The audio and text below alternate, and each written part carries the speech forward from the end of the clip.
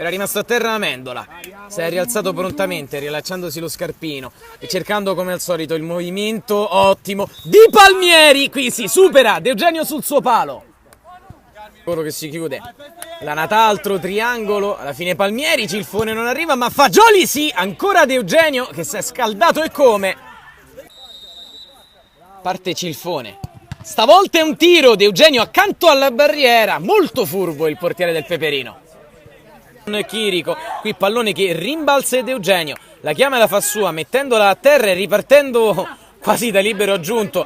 Poi si ricorda che un portiere torna tra i pali, apprezzabile per il coraggio, l'azione d'impeto a cui ha dato il via ad Eugenio, il Peperino che si distende con l'assist dentro, arriva sul secondo palo, il gol che accorcia le distanze, l'ha messo a segno Buccioni, Davide Buccioni, è 1-2.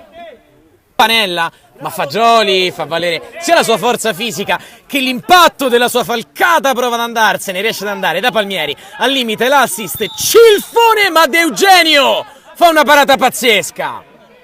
Di vista, Chirico, dalla gran distanza De Eugenio se la lascia scappare, ma è lestissimo a gettarsi sul suo mezzo errore.